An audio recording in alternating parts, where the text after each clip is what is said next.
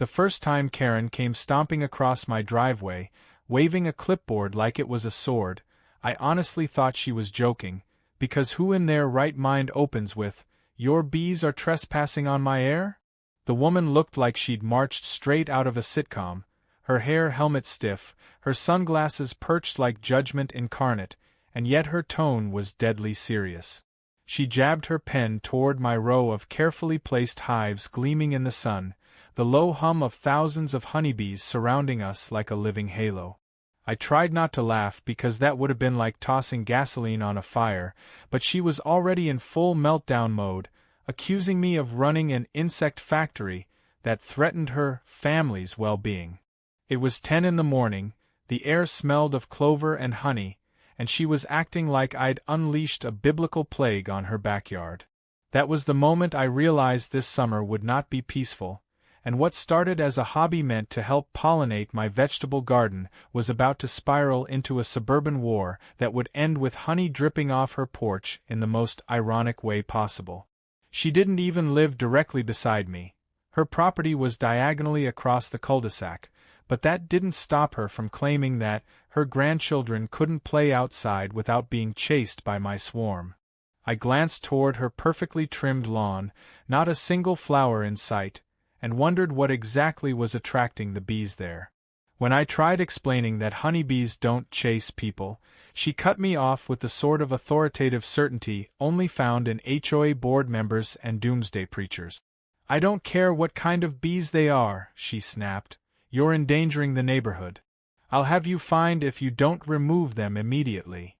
I wanted to tell her the law was on my side, that backyard beekeeping was perfectly legal here, but I could already see that logic wasn't going to be our shared language. I promised to double-check regulations, partly to diffuse the tension and partly because her face had turned the exact shade of my smoker's flame when it catches dry pine needles. She turned on her heel, muttering something about calling the authorities, leaving the scent of oversprayed perfume and impending chaos hanging behind her. That night I sat on the porch with a cup of tea, watching the bees return home one by one, their legs heavy with pollen. I'd always loved that sight, thousands of tiny workers uniting for something so delicate and purposeful. It was peaceful, grounding, almost meditative, until I noticed a car idling slowly near the curb. Karen's unmistakable SUV, headlights dimmed, her silhouette visible as she seemed to be taking photos through the window. I nearly choked on my tea. Who documents bees at night? The next morning, an HOA letter appeared in my mailbox, unsigned but filled with suspiciously Karen-like phrasing. Community members have expressed concerns about unapproved livestock operations. I laughed so hard I startled the cat. Livestock. As if my little hives were a herd of goats trampling her begonias. I decided to play it cool and wrote a polite email to the HOA explaining that I held a registered permit and my hives were within the allowed distance from property lines. Still, something in me knew this was only the beginning. Over the next few days, subtle things began happening. My recycling bin mysteriously tipped over twice. My driveway got sprinkled with some kind of white powder that looked suspiciously like insecticide, and Karen kept appearing at the edge of my property, checking for bee activity.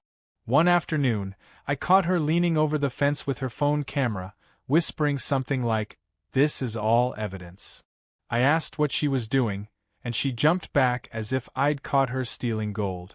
"Gathering proof," she hissed. "The HOA needs to see the scale of the infestation." I almost admired her commitment to drama. I told her the bees were essential pollinators, even offered to share a jar of honey to ease her fears, but she recoiled like I'd offered her poison. "I don't eat insect spit," she declared, storming off again. I decided then that my next honey jar would have her name on it, though I didn't yet know how literal that idea would become. That weekend, I hosted a few friends who wanted to learn about beekeeping. We stood in our suits, carefully opening frames heavy with golden combs. The air shimmered with that soft, vibrating hum that sounds almost like music. Karen appeared at her fence again, phone raised, shouting, "You're weaponizing those things." My guest stared in stunned silence as she accused me of provoking the swarm.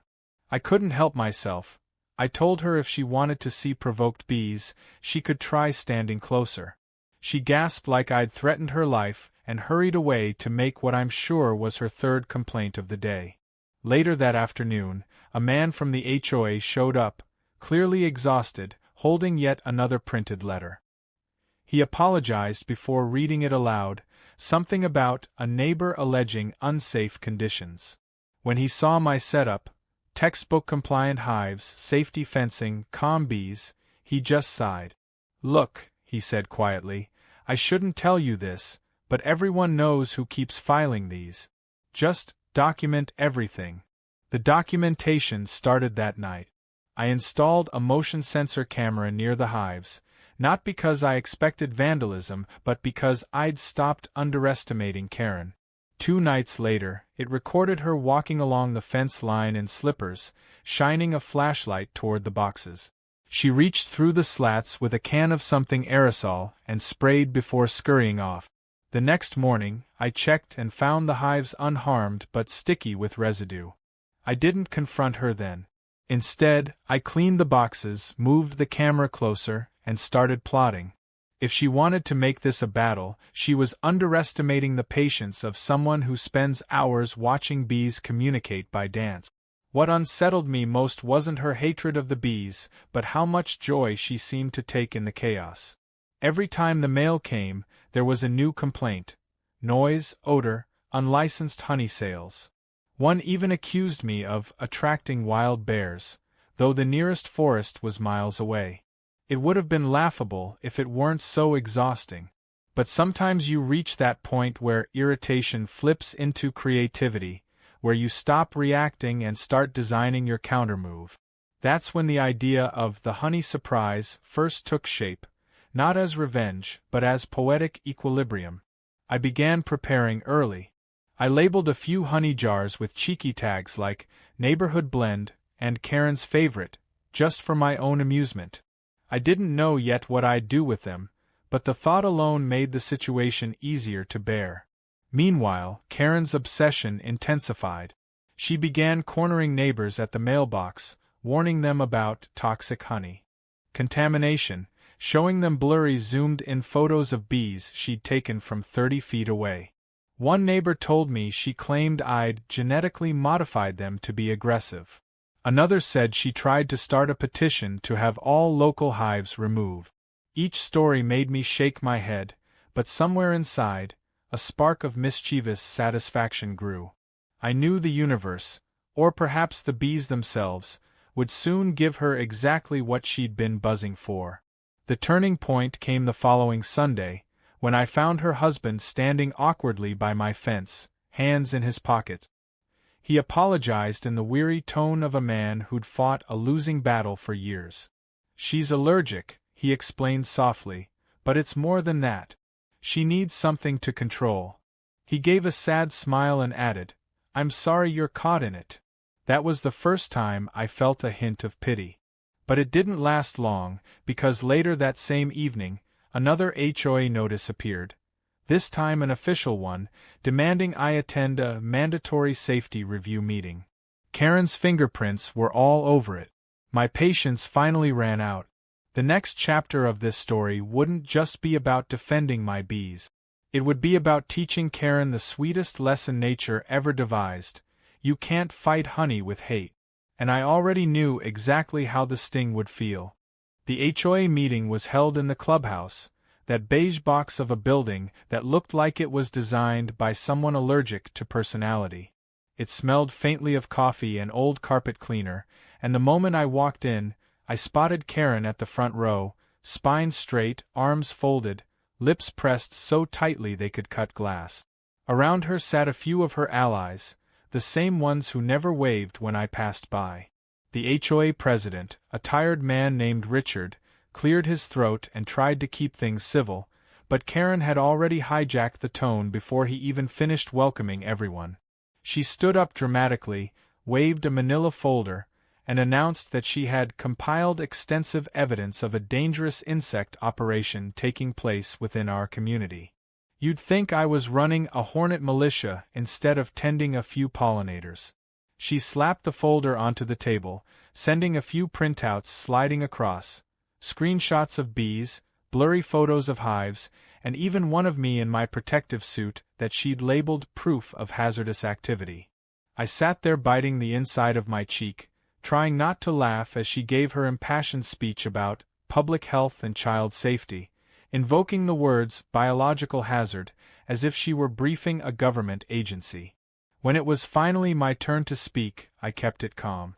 I explained that my beehives were legal, registered, and inspected. I told them that bees are essential for pollination, that they actually benefit local gardens, including, I emphasized with a smile, Karen's roses. A few of the board members nodded. Richard even mentioned that he'd been thinking of starting a small hive himself after seeing a documentary. That only made Karen angrier. She slammed her hand on the table and shouted, "So we're just going to wait until someone gets stung to death?" The room fell silent, everyone looking uncomfortable. I could tell her dramatics were beginning to grate on even her supporters. Then, in a twist of perfect timing, one of my bees must have snuck in with me, because it lazily circled the room right then, drifting near Karen's shoulder.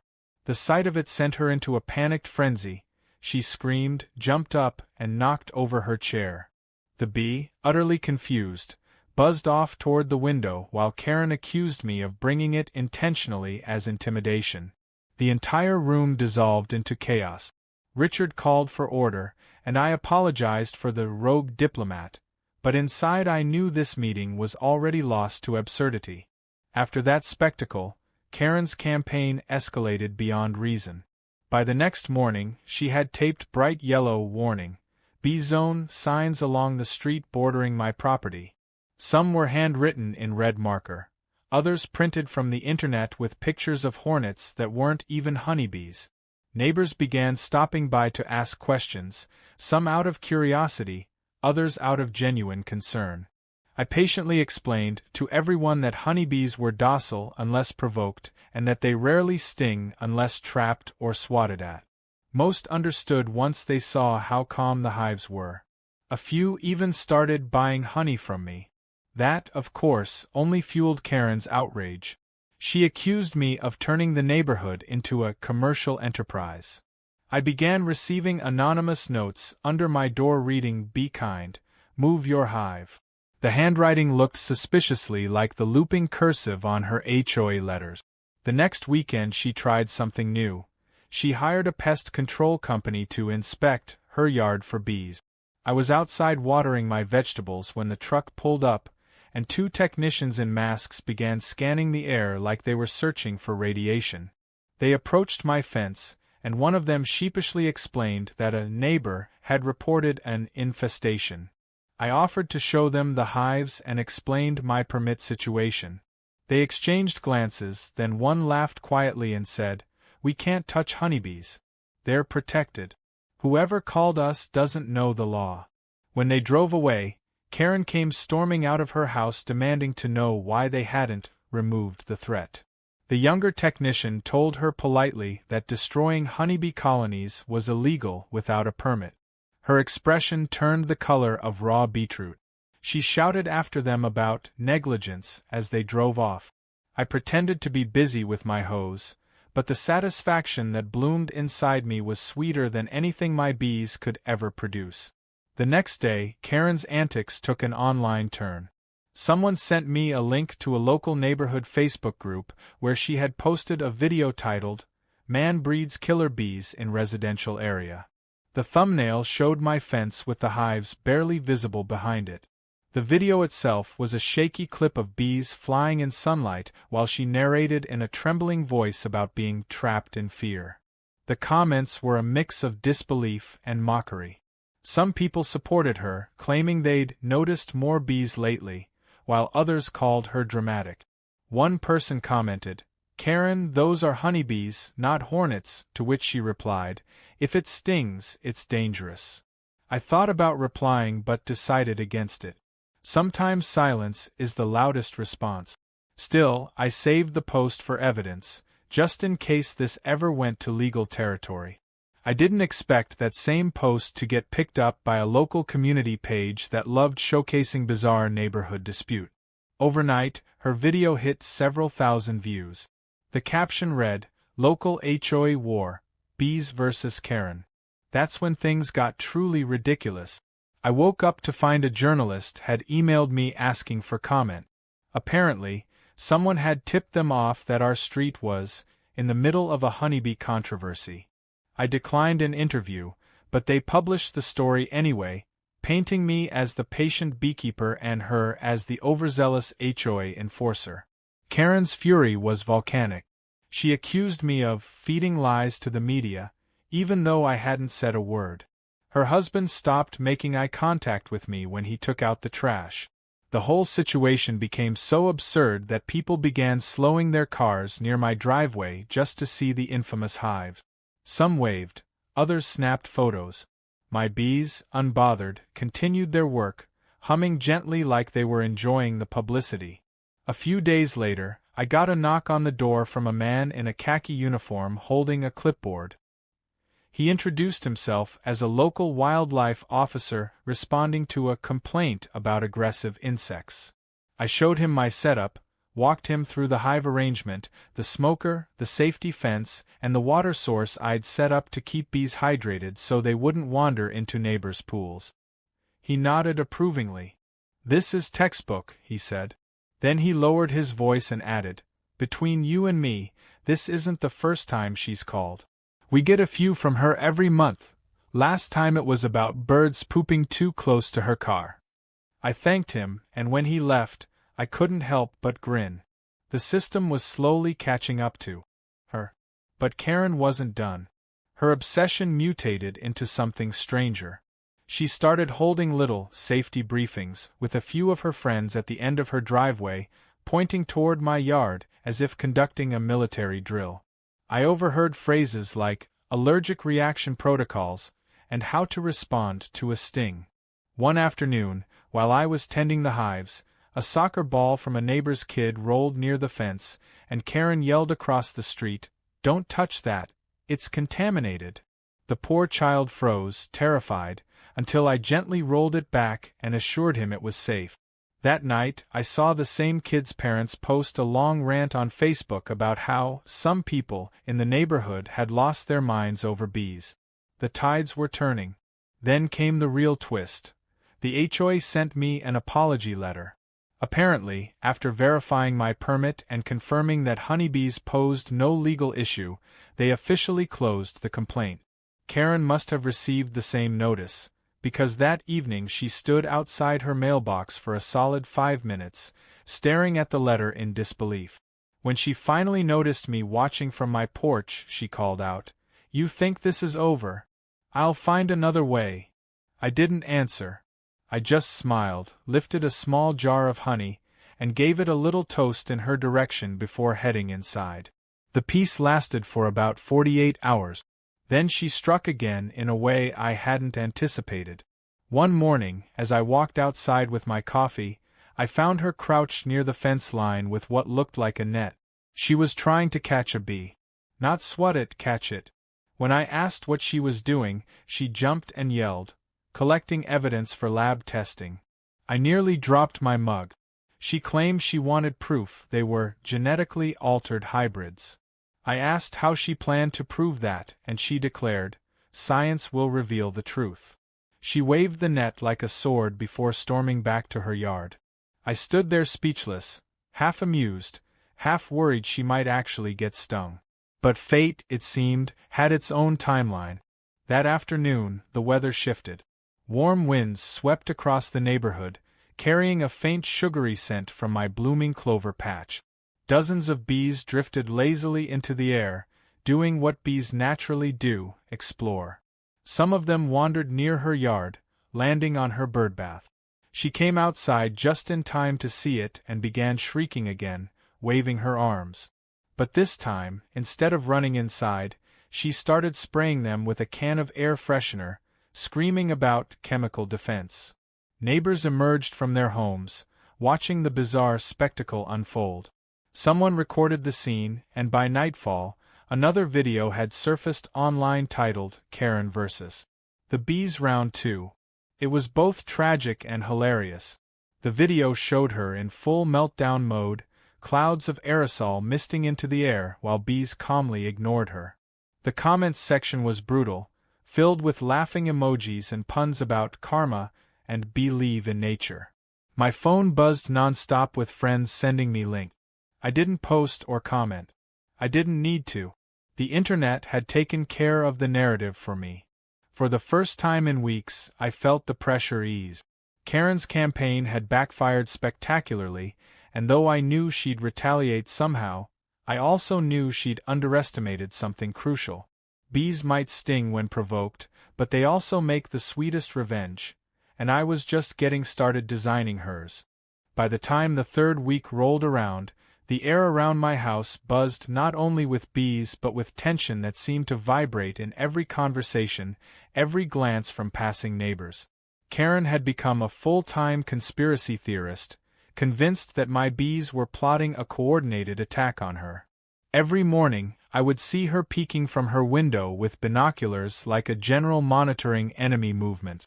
The latest rumor she spread around the neighborhood was that I was breeding mutant bees and selling experimental honey online. I laughed when I first heard it, but the humor faded when I saw the way some people began avoiding my property, crossing the street instead of walking by my fence. That was when I realized her nonsense wasn't just irritating anymore, it was starting to affect my life. I'd put too much time and care into my bees to let her paranoia ruin that, so I decided to fight back, not with anger or confrontation, but with precision and evidence. If Karen wanted a war, then I was going to make sure she lost every single round. I started with the cameras. I upgraded the one on my fence, and added another angled toward the garden path, where Karen liked to lurk. I also installed a motion light, just bright enough to spotlight anyone sneaking around after dark. I didn't have to wait long for results. The following Friday night, I caught movement around 1 a.m. The footage showed her creeping near the hives with something in her hands, another spray can. She pointed it toward the boxes, pressed the nozzle, then ran back toward her house like a guilty raccoon. The next morning, I went out and inspected everything. The bees were alive but agitated, buzzing in dense clusters as if whispering warnings to each other. I scraped off residue from the side of the hive. It smelled like cheap insect repellent. That was the final straw. I drove straight to the local police station with the footage and filed a formal complaint for trespassing and vandalism. The officer on duty watched the clip twice, his eyebrows climbing higher each time. "She sprayed your hives?" he asked incredulously. "Does she know bees are protected?" I told him she didn't care. He shook his head and said they'd issue her a warning, which was more than I'd hoped for. When the officers arrived at her door later that afternoon, I watched from my porch, sipping tea as she opened the door, still wearing her robe. They showed her the footage, and even from a distance, I could see her face shift from defiance to panic. She started talking fast, pointing toward my property, waving her hands dramatically. They said something and handed her a piece of paper. She stared at it like it was a death sentence. Then she slammed the door. I almost felt bad. Almost. That night, for the first time in weeks, I slept peacefully, the steady hum of the bees outside sounding like a lullaby of justice. But of course, peace and Karen were incompatible. The next day she tried to spin the situation. She stood on her front lawn while a few of her friends gathered, claiming she'd been falsely accused, and that my cameras were an invasion of her privacy. She told them I was harassing her with surveillance. One of the neighbors called out that maybe she should stop sneaking around other people's property at midnight, and the look she gave him could have wilted flowers. I stayed out of it, though I recorded everything from my porch just in case. Her performance went on for nearly an hour before she stormed back inside, slamming her door hard enough to shake her wind chimes. That evening, I decided to do something to lighten my mood. I jarred a fresh batch of honey, the kind that glowed deep amber in the sunlight, thick and fragrant from the wildflowers blooming near the creek. It was easily the best batch of the season. As I labeled each jar, I found myself thinking about how poetic it was that Karen had tried to destroy what she didn't understand, only to make the product sweeter by forcing me to care for the bees even more meticulously. Each setback had made me double down, research harder, tend more gently. I'd become a better beekeeper because of her meddling. The irony of that was delicious. Then, late that night, my phone buzzed with an email from the HOA board. It was a brief message informing me that another formal complaint had been filed, this time accusing me of unlawful recording of neighbors without consent. I nearly burst out laughing. She'd flipped the narrative again. I sent them copies of the trespassing footage along with the police report, politely stating that the cameras faced only my property and were fully legal. Richard, the HOA president, responded within an hour saying the board considered the matter resolved. He added a personal note at the end. Between us, I think she's wearing out her credibility fast. The next morning, I noticed something strange. My mailbox was full, stuffed with printouts of bee articles, old newspaper clippings about Africanized bees, even a pamphlet titled, "How to Protect Your Family from Stingers." I knew immediately who sent it. She must have stayed up all night assembling her paper attack. I tossed everything into recycling except one clipping, which had a highlighted sentence. Beekeepers must ensure their colonies do not pose a nuisance to nearby residents. I taped that to my fridge as a reminder of the absurdity of this battle. A few evenings later, I saw her out front again, this time speaking animatedly to a man I didn't recognize. He wore a pest control logo I hadn't seen before, some small local outfit that probably didn't know the law. I watched as they walked along her fence, gesturing toward my yard. He kept shaking his head, but she looked increasingly desperate. Finally, she pointed toward my hives and whispered something that made him step back as if she'd said the word lawsuit. They left soon after, and I thought that might be the end of it, but the next morning, I discovered something shocking. My fence had been tampered with. The top rail was loose, nails pulled out. Someone had tried to pry open the section closest to the hive. I checked the camera footage again, and though it was too dark to catch clear faces, I saw a shape leaning on the fence, fiddling with tools. It wasn't Karen this time. It was a man, possibly that same technician. I reported it again, and this time, the officer told me they'd add it to the growing file of incidents. The following weekend, my cousin Marcus came over to visit. He's one of those people who finds humor in everything, and when I told him the whole saga, he laughed so hard he nearly dropped his coffee. "Man, you've got your own reality show here," he said. "The Beekeeper and the Beast." He suggested I put up a large sign reading "Honey for sale, Karen special, double price." I was tempted. Instead, I told him I was planning something more subtle. "I'm going to teach her about consequences," I said. "Natural ones."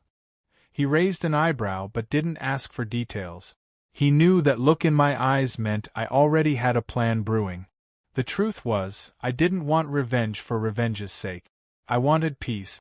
But sometimes peace needs a little sting to make its point. I started formulating what I jokingly called Operation Honey Trap. It wasn't illegal, it wasn't cruel, but it would make her think twice before ever messing with my hives again.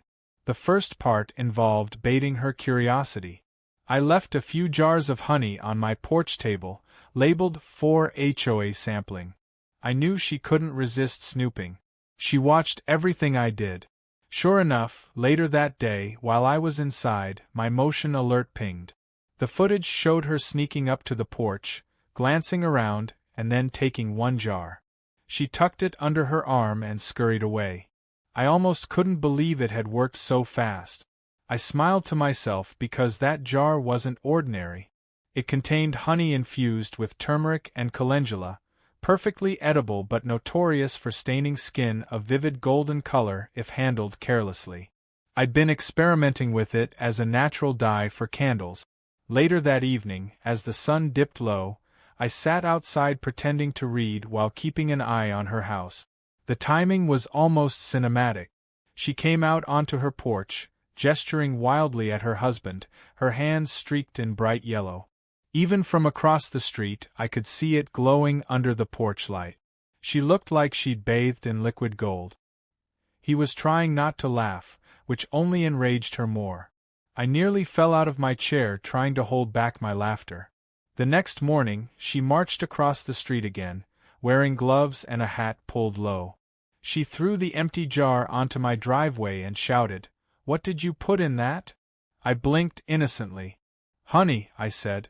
"You took it, remember?" Her eyes narrowed. "You did this on purpose," she yelled.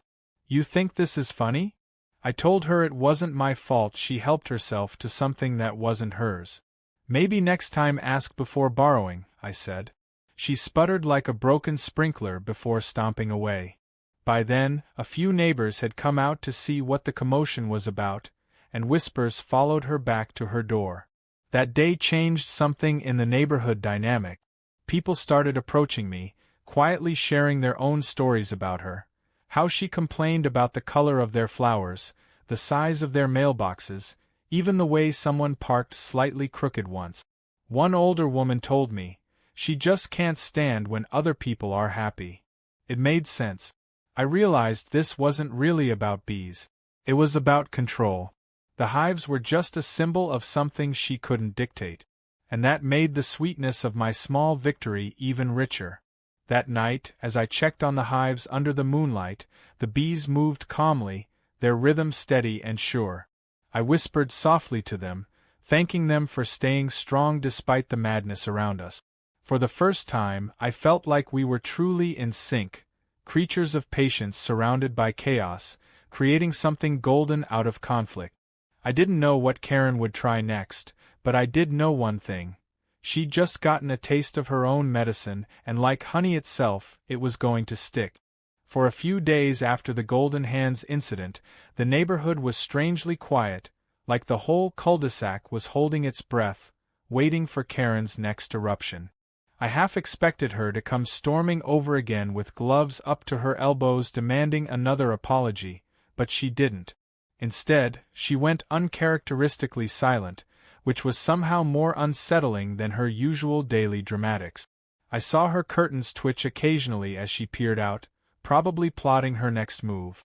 I thought maybe, just maybe, the lesson had sunk in, that she would finally accept defeat and move on, but Karen was not the kind of person who knew how to lose gracefully. Her silence was just the calm before the next wave of chaos, and when it came, it hit harder than I'd anticipated. It started one sunny morning when I found a notice taped to my door, printed in bold capital letters. Community Sanitation Review Notice. Below it was a handwritten note that read, "Bees cause mold, mildew, and potential disease. Immediate action required." There was no signature, but the looping handwriting gave her away instantly. I laughed out loud, ripped it off the door, and tossed it in the bin, but within hours, my phone buzzed with a message from Richard, the HOA president. Apparently, Karen had demanded an emergency HOA inspection of my property, claiming the honey production process was unsanitary. He sounded apologetic, saying they had to follow procedure. I told him I had nothing to hide and invited them over whenever they wanted. 2 days later, they came, Richard, 2 other board members, and to my utter lack of surprise, Karen, dressed in oversized sunglasses and a wide hat like she was investigating a crime scene. She stayed a good 10 feet back the entire time, clutching a notebook and muttering things under her breath. I walked them through my setup, showing how clean the hives were, the storage process, the sealed jars, the spotless equipment. Richard even remarked that everything looked professional and well-maintained. Karen's jaw tightened. She scribbled furiously, whispering things like biased inspection and conflict of interest. When they left, she lingered behind, staring at the hives as if they'd personally insulted her. That weekend was the annual neighborhood fair, an event I'd almost forgotten about amid all the chaos. It was held every spring at the park near the lake, a cheerful affair with food stalls, kids' games, and local craft. I usually skipped it, but this time I decided to attend. I figured a table selling my honey could both lighten the mood and remind everyone that the bees weren't the villains Karen had painted them to be. So I set up a small booth with neatly arranged jars of different sizes, each labeled with the name of the flower blend: wildflower, clover, lavender. The honey gleamed under the sunlight, golden and rich, and soon people began to gather. They sampled it, complimented the flavor, asked about the process. I saw smiles, genuine curiosity, and for once I felt proud rather than defensive. But of course, the universe wasn't going to let me enjoy that peace for long. About an hour into the fair, Karen appeared. She wore a floral dress and carried herself like a queen inspecting the peasant. Her expression was pure disdain as she approached my booth. "You're selling this?" she said loudly, drawing the attention of nearby shoppers. "Do you even have a permit for that?" I smiled politely and said yes, I did, offering to show her the certificate. She didn't take it. Instead, she picked up one of the sample jars and squinted at it like she was analyzing radioactive waste. "Unregulated food products are dangerous," she declared, turning toward the crowd. "You people are eating insect spit." A few onlookers chuckled, others rolled their eyes, but Karen wasn't done. "These bees have been terrorizing our neighborhood for months," she continued. "I've personally witnessed swarms attacking people." That was too much for one of the moms nearby, who laughed and said, "The only swarm I saw was at your Facebook page." Laughter rippled through the small crowd. Karen's face flushed crimson. Trying to regain control, she grabbed one of the display jars and announced she was taking it as evidence. Before I could say a word, she unscrewed the lid, stuck her finger in, and tasted it. For a brief second, she seemed almost triumphant, until realization dawned on her face. I hadn't planned it, but that jar happened to be part of the same experimental turmeric-infused batch she'd stolen from before. Within minutes, faint yellow streaks began to appear around her mouth and fingers. Someone whispered, "Oh my God, she's turning gold again," and the laughter that followed was unstoppable. She noticed people staring and gasped, pulling out a mirror from her purse. The sight must have horrified her because she let out a shriek that turned every head in the park. She dropped the jar, honey splattering across the grass, and ran toward the restrooms, shouting about contamination. The entire fair erupted into chaos, not out of fear but amusement. Kids giggled, parents whispered, and someone recorded the whole thing. By evening, the video was online under the title "Karen and the Golden Touch." When I got home, I should have felt guilty, but I didn't. I hadn't set her up this time, she'd done it to herself again. Still, I couldn't help but laugh at the absurdity of it all. The comments under the video were brutal, a mix of puns and jokes about sweet karma. By the next morning, the clip had thousands of views, and my honey booth had become an accidental hit. Orders poured in through the local community page, and people stopped by asking for the magical honey. Karen, on the other hand, went into hiding. Her blinds stayed closed for 3 straight days, and the only sign of life was her husband watering plants while pretending not to exist. I almost thought the saga was over. But if there's one thing I'd learned, it's that Karen never stops when she's embarrassed. She only regroups.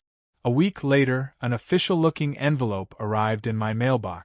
It was from a local attorney representing an aggrieved resident who claimed to have suffered reputational and emotional damage due to malicious honey contamination. I laughed so hard I nearly spilled coffee on it. I called the attorney, who sounded tired and mildly amused. "Off the record," he said, "this isn't the first time she's done this sort of thing. Don't worry, she doesn't have a case." He advised me to ignore it. I did, but I kept the letter framed above my workbench as a souvenir of her resilience in stupidity. Despite everything, I decided not to let bitterness settle in. The bees were thriving, my garden was in full bloom, and life felt lighter. I focused on tending the hives and experimenting with new honey infusions, though I did keep an eye out for any unusual activity. It didn't take long. One night, just as I was finishing up in the workshop, I heard rustling by the fence. I turned off the lights and peeked through the window. There she was again, creeping around with a flashlight. But this time, she wasn't alone. She had a small shopping cart filled with glass jars. She must have planned to steal honey directly from the hive. I watched in disbelief as she reached toward one of the boxes, whispering to herself. The bees, naturally disturbed by the light, began buzzing louder. I was about to step outside when she screamed, dropped the flashlight, and ran, swatting at the air. I turned on the porch light to see a few harmless bees lazily following her as she stumbled home. It was like a slapstick comedy scene, and I couldn't stop laughing. The next morning, I found the dropped cart overturned by the fence with several broken jars inside. Sticky honey covered the grass. The bees were happily cleaning up the mess, and I couldn't have scripted a better metaphor. That day, I got another visit from the same wildlife officer who had inspected before. He told me someone had filed a complaint about an aggressive swarm attack, but after reviewing the footage from my cameras, he just chuckled. "You know," he said, "you should really write a book about this. Nobody would believe it otherwise." I told him I might just do that someday. The rest of the neighborhood had long turned against Karen. People stopped listening to her rants, and some openly mocked her when she tried to warn them about bee terrorism. I even heard rumors that the HOA was considering removing her from her board position due to disruptive conduct. I didn't need revenge anymore. The community itself had handled it for me. Every now and then, I'd see her standing at her mailbox, glaring at my property as though sheer hatred could melt the hives down. But the more she fumed, the more my garden flourished. The bees pollinated everything, turning my yard into a riot of colors: sunflowers, lavender, mint, clover, all buzzing with life. It was almost poetic. Her bitterness had indirectly made my world bloom. One evening, as I bottled the latest batch of honey, I thought about all the madness that had unfolded since the day she'd first demanded I move the hive. What had started as irritation had turned into something bizarrely transformative. The bees had taught me patience, the situation had taught me humor, and Karen had taught me that some people will sting themselves trying to hurt others. But the best part was that despite all her efforts to make me miserable, she had become the architect of her own humiliation. I didn't have to fight her anymore. Nature had done it for me. Still, a tiny part of me knew she wouldn't be able to resist one final attempt. People like Karen never fade quietly, they go out in a blaze of melodrama. And though I didn't yet know it, her grand finale was just around the corner, waiting to turn my quiet little neighborhood into the stage for one last, unforgettable honey-soaked showdown. The day her final meltdown began was so calm and ordinary that it almost felt staged by fate to lull everyone into complacency before the chaos erupted. The sun was warm, the bees were lazily floating between the lavender and the clover, and I was out front fixing a loose gate hinge when I saw a familiar car pull up at the end of the cul-de-sac. It wasn't Karen's usual SUV this time. It was a white van with magnetic lettering on the side that read HOA Compliance Division.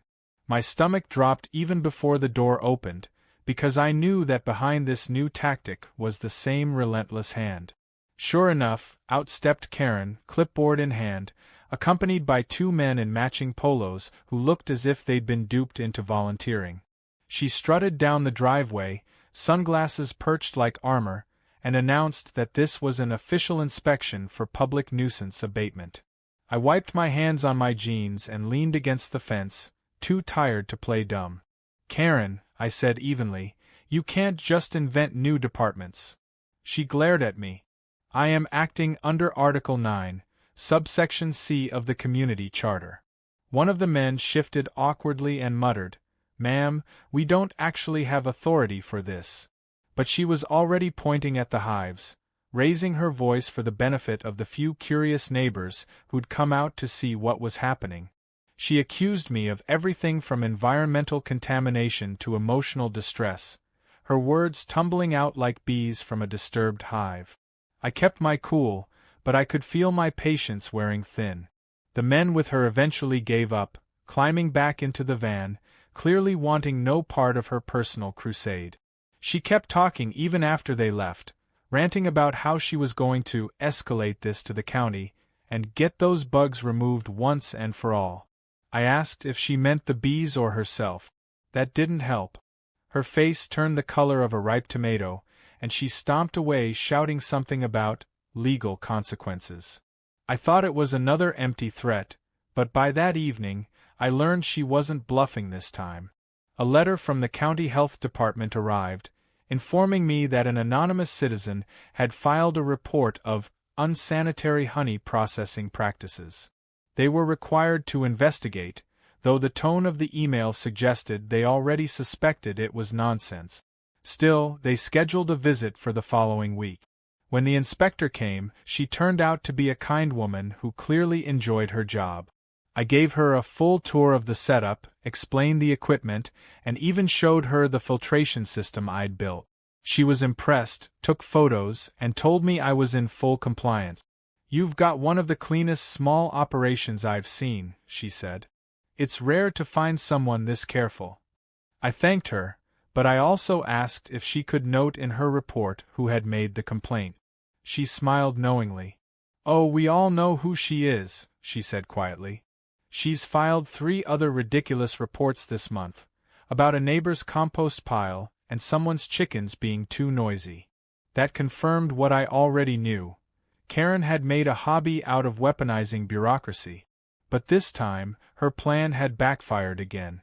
The inspector left me with a written commendation for exemplary maintenance and community contribution. I pinned that certificate right on my front gate where she could see it every time she drove by. When she spotted it, I swear I could hear her scream even with the windows closed. Within hours, she was back at it, pacing along her lawn while talking loudly on the phone, gesturing toward my house as if narrating a horror story. A few minutes later, she set up a sign at the edge of her driveway that said, "Warning, contaminated honey, report all incidents." I stood on my porch, arms crossed, watching her hammer the post into the ground with grim determination. A group of kids on bikes stopped to read it and burst out laughing. She told them to respect authority, which only made them pedal away faster, still giggling. That sign stood there for 2 days before someone tore it down during the night. I never found out who did it, but I had my suspicions. The neighborhood was tired of her nonsense, and her army of allies had dwindled to none. Then came the HOA meeting that would become legend in our little community.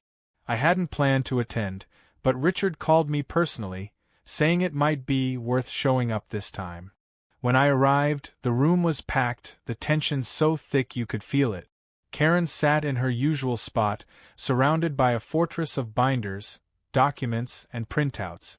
As soon as the meeting began, she launched into a presentation titled Community Health Risks Posed by Local Apiary Activities. She even had a slideshow. The first slide showed a zoomed-in photo of one of my bees, labeled Potentially Aggressive Species. The next slide displayed her with swollen hands from the turmeric incident, which she described as a severe allergic reaction caused by tainted honey. I could barely contain myself. The crowd shifted uncomfortably, some suppressing laughter, others shaking their heads. When Richard finally allowed me to respond, I kept it simple. I showed them the county inspection certificate, the police reports, and the footage of her trespassing and spraying my hive. Every time I clicked play, you could hear gasps ripple through the room. Karen's face drained of color. By the time it ended, even her last few supporters were avoiding eye contact with her. Richard thanked me and said the board had decided to formally dismiss all of her complaints. Then, to my surprise, another member stood up and proposed a motion to remove her from the HOA committee entirely. The motion passed unanimously. Karen tried to protest, shouting about conspiracies, but her voice was drowned out by polite applause. It was over. Or so I thought. When the meeting adjourned, she marched straight up to me, eyes wild, and hissed, "You think you've won, but I'll still destroy you." Her breath smelled like coffee and bitterness. I leaned closer and said quietly, "Karen, you can't destroy someone who's already sweet as honey." That line might have been too much, but I couldn't resist. She stormed out, slamming the door behind her so hard that one of her binders fell and scattered papers across the floor. For a brief moment, life returned to normal. People stopped by to buy honey without looking over their shoulders, the bees hummed peacefully, and my evenings were filled with the soft crackle of the porch radio and the scent of blooming flowers. I began to think maybe she had finally given up. Then, one evening near sunset, I noticed something odd. A small delivery truck was parked in front of her house, and 2 workers were unloading crates labeled chemical supplies. I couldn't see what was inside, but the words made me uneasy. The next day, I noticed a strange smell drifting from her backyard, sharp and sour, like a mix of vinegar and ammonia. I didn't want to jump to conclusions, but my gut told me she was up to something reckless again. 2 nights later, my suspicion was confirmed. I woke to the sound of glass breaking and frantic buzzing. When I rushed outside, I saw her silhouetted by the moonlight, standing by the fence with a garden sprayer in her hand. She was spraying something directly at the hive. The bees had erupted in defense, swirling around her like a storm cloud.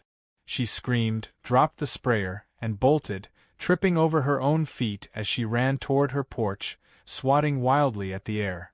I ran to check the hives, but thankfully, most of the bees had returned quickly, unharmed.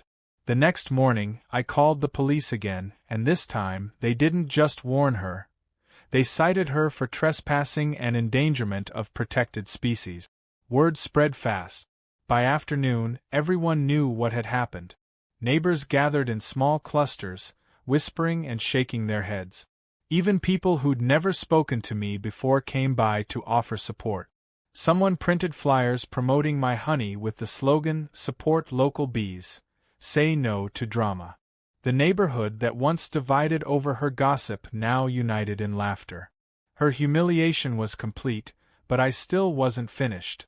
I decided it was time for one final act. Not revenge, but a little poetic closure.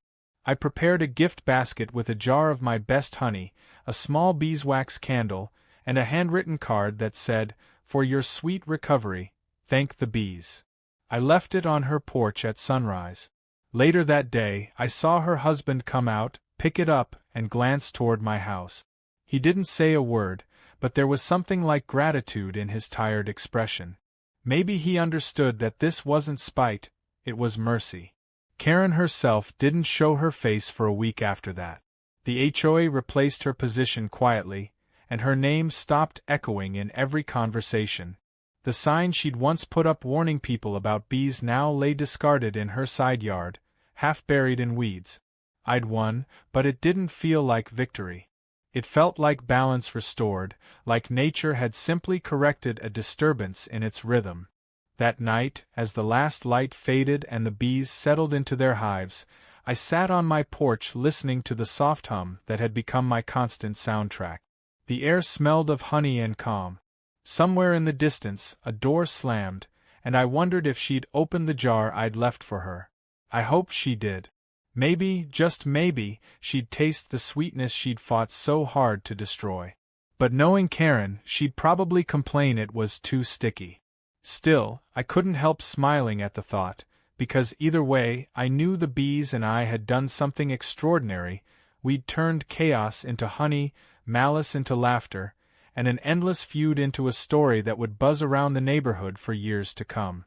Months passed, and the world outside my little beekeeping sanctuary slowly moved on, though the echoes of the feud between me and Karen lingered like faint laughter carried on the wind. The summer melted into fall, and with it came a peace I hadn't felt in months. The bees thrived, their hives heavy with golden combs, their soft hum blending with the rustle of leaves. The neighborhood, once tense and divided, had grown warmer, more united. Children now stopped by to watch me work, their parents chatting from the fence, asking questions about honey and flowers. Even Richard, the HOA president, visited occasionally, partly to sample new batches and partly because, as he put it, this street's never been more entertained. Karen, on the other hand, had vanished into her house like a ghost trapped inside its own bitterness. Her blinds stayed shut, her driveway empty except for her husband's silent comings and goings. It was eerie, yes, but also a relief. The storm had finally burned itself out, or so I believed, until the day the bees decided to remind everyone that nature always has a sense of humor. It started one crisp morning when I noticed something strange. The hives were unusually active for autumn. Thousands of bees were swarming near the fence, not angrily but energetically, almost as if celebrating something. I walked closer, puzzled, until I caught sight of the source, a strong sugary scent wafting from across the street. I squinted and saw Karen's husband standing by their porch, unpacking several boxes of decorative pumpkins and, of all things, jars of honey. He was setting up a little table with a handwritten sign that said local natural honey $10 per jar. I stood frozen for a moment, torn between shock and laughter. Karen was trying to sell honey now. My honey war had apparently inspired her entrepreneurial side. I wasn't even mad, just fascinated. Later that day, I strolled by under the pretense of checking my mailbox. The jars were plain, filled with a pale, runny liquid that didn't look remotely like real honey. A few curious neighbors stopped by, but one taste was all it took for them to walk away politely. I overheard one whisper, "That's just sugar syrup." By evening, the bees had found her stand. Drawn by the sweet smell, they began landing on the jars, investigating the sticky lid. Karen burst out of her front door shrieking, waving a towel at them like she was battling invisible demons. I watched from my porch, trying not to laugh as she flailed and screamed, "They're sabotaging my business." Her husband looked like he wanted to dissolve into the earth. Eventually, she grabbed the table and dragged the whole thing inside, slamming the door behind her. I thought that would be the end of it, but 2 days later, I spotted a post on the neighborhood Facebook page titled "Support Local Honey Vendors." The post was from Karen, of course, claiming that her artisan honey had been unfairly attacked by rogue insects belonging to a rival beekeeper. The comments section turned into a battlefield of sarcasm and memes. Someone uploaded a photo of her running from the bees with the caption, "The Honey Empire Strikes Back." I laughed until my stomach hurt. Still, something about it bothered me. Not anger, just curiosity. What was driving her now? Revenge had lost its power over her. She'd already been humiliated beyond repair. Maybe this was pride, or desperation, or just boredom. I decided to end the cycle once and for all, but not through confrontation. I would use the same strategy that had worked all along: patience and irony. I gathered a few of my best jars, tied them with neat ribbons, and added a small tag that read "Complimentary samples, from one bee lover to another." Then, under the soft glow of the streetlight, I placed the basket on her porch and went back inside without knocking. It felt symbolic, like closing the final page of a long, exhausting book. The next morning, the basket was gone. I didn't see her, but that evening, her husband nodded at me from across the street, a small, tired smile tugging at his lips. That was enough. The following weekend brought another unexpected twist. A local community blogger who had covered our earlier feud reached out, asking if she could do a light-hearted follow-up story about neighborly coexistence. I agreed, thinking it might help settle things publicly. When the article came out, it was surprisingly kind. It framed me as the beekeeper who brought nature back to the neighborhood, and even described Karen, without naming her, as a once skeptical neighbor now learning to coexist. That last line made me chuckle because it painted a piece that didn't exactly exist, but at least it was harmless fiction. To my surprise, a few days later, I found a plain white envelope in my mailbox. Inside was a short handwritten note that read, "Truce. The honey was good. Let's both move on." There was no signature, but I didn't need one. I stood there for a long time, reading it over and over, feeling an odd mix of relief and disbelief. After all the noise, the chaos, and the absurdity, this single word, truce, was more satisfying than any victory. Life after that slowly returned to normal. I expanded my garden, adding rows of marigolds and basil to help the bees through the colder months. The hives remained healthy, their population strong. Neighbors dropped by more often now, some even bringing their kids to see the bees up close. I started hosting small weekend workshops on backyard pollination, teaching people how to plant bee-friendly flowers. The same neighbors who once believed Karen's horror stories were now proudly displaying "Be Kind" signs in their yards. The irony wasn't lost on me. Every time I looked at those signs, I remembered how far we'd come, from fear and accusations to laughter and learning. Karen stayed out of sight most of the time, though occasionally I'd catch glimpses of her tending to a small patch of flowers by her mailbox. They weren't perfect, some wilted, others unevenly planted, but they were real. It almost made me smile. Maybe she was finally understanding the quiet satisfaction of working with nature instead of against it. One evening near the end of the season, a light rain began to fall, soft and steady. I sat on the porch listening to it drum against the roof, the scent of wet earth mixing with the faint sweetness of honey in the air. The bees huddled safely inside their hives, the glow of the entrance holes faintly visible under the porch light. The peace felt absolute, the kind that only comes after surviving months of absurdity and realizing you've come out wiser, calmer, and maybe even kinder. Then, as if on cue, a car pulled into the cul-de-sac. Karen's SUV. I watched as she stepped out, holding a small umbrella. She walked slowly toward my driveway, hesitated halfway, then continued until she stood a few feet from the fence. For a moment, neither of us spoke. The rain pattered between us like a curtain of forgiveness. Finally, she sighed and said, "They're still here, huh?" I nodded. "Still here. Still working." She looked at the hives for a long moment, then said, "You were right. The flowers in my yard actually started growing better." Her voice was quieter, stripped of its usual sharpness. "I guess the bees helped." I smiled and told her they help everyone eventually, even the people who don't deserve it at first. She didn't argue. She just nodded, murmured a soft "thank you," and walked back to her car. When she drove away, I sat there for a long while, letting the moment settle.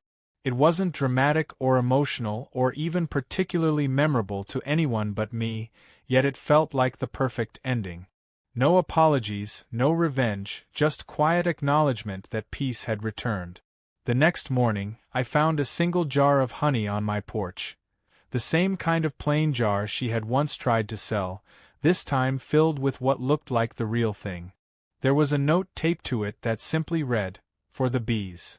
I placed it on the windowsill and left it there, unopened, as a reminder of how even the sourest conflicts can ferment into something unexpectedly sweet if given enough time. As the days grew shorter and winter crept in, I prepared the hives for the cold. I wrapped them carefully, made sure they had enough food stores, and whispered a quiet thank you before closing the lid.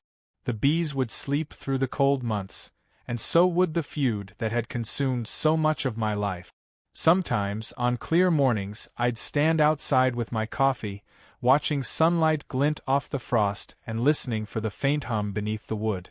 It reminded me that even when everything seems still, there's always life buzzing quietly beneath the surface, waiting for spring. The neighborhood had changed forever, maybe I had too. Karen never became my friend, but she stopped being my enemy, and that was enough. By the time spring came again, the flowers bloomed brighter than ever. The bees returned to their endless dance, the air thick with the sound of renewal. The neighbors laughed more, the air felt lighter, and for the first time in what felt like forever, the only buzzing left was from the hives, not the gossip. Sometimes I'd see Karen walking her dog past my house. She'd nod curtly, and I'd raise a hand in greeting. It was a fragile kind of peace, but peace nonetheless. One afternoon, as I harvested the first honey of the new season, I labeled one special jar and carried it across the street. Her husband answered the door, looking surprised but smiling when I handed it over. "Just thought you might like a taste of spring," I said. He nodded and promised to share it. Later, as I walked back home, I looked at the hives shimmering in the sunlight and felt a strange, full-circle satisfaction. The war had begun with anger and ended with honey, and in between, it had transformed not just my yard but an entire neighborhood. Maybe the bees had been right all along. Sometimes, to make something sweet, you have to survive a few stings first.